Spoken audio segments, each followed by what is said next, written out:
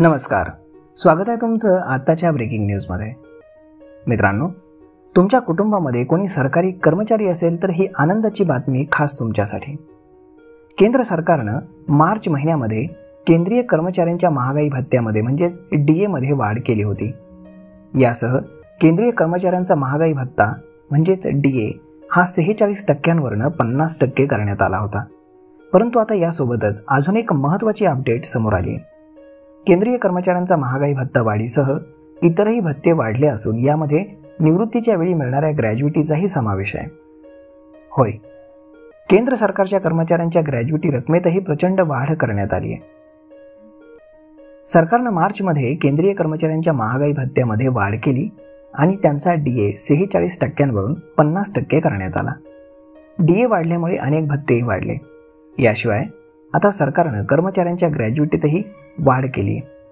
भारत सरकारच्या श्रम आणि रोजगार मंत्रालयाच्या आदेशानुसार DA मध्ये 50% वाढ करण्यासोबतच सेवानिवृत्ती आणि मृत्यू उपदाची मर्यादाही 25% वाढवण्यात आली आहे। मंत्रालयाने म्हटलं आहे की 1 जानेवारी 2024 पासून सेवानिवृत्ती आणि मृत्यू उत्पादाची कमाल मर्यादा सध्याच्या 20 लाख रुपयांवरून 25 लाख रुपये करण्यात आली आहे। सरकारी कर्मचाऱ्यांच्या नियमानुसार जेव्हा महागाई भत्ता 50% वरती पोहोचतो तेव्हा ग्रॅज्युटीसह इतर भत्ते आपोआप वाढतात। महागाई भत्ता 50% वर पोहोचल्यामुळे मूळ वेतनामध्ये विलीन केले जाईल अशी अटकळ देखील बांधण्यात आली होती, मात्र सध्या सरकारनं तसं करण्यास नकार दिलाय।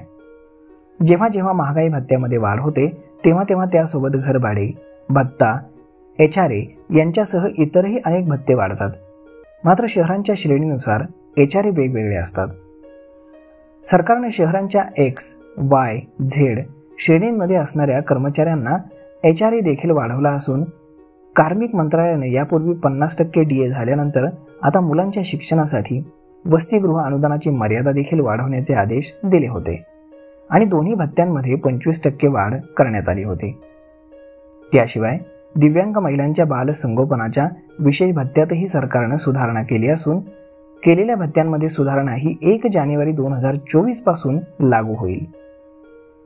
तर मग मित्रांनो, अशा पद्धतीनं केंद्रीय कर्मचाऱ्यांसाठी एक मोठं गिफ्ट सरकारने दिलेलं आहे। यावर आपलं मत काय हे तुम्ही आम्हाला कमेंट करून नक्कीच सांगा। भेटूयात पुढच्या एका नवीन व्हिडिओमध्ये। तोपर्यंत धन्यवाद।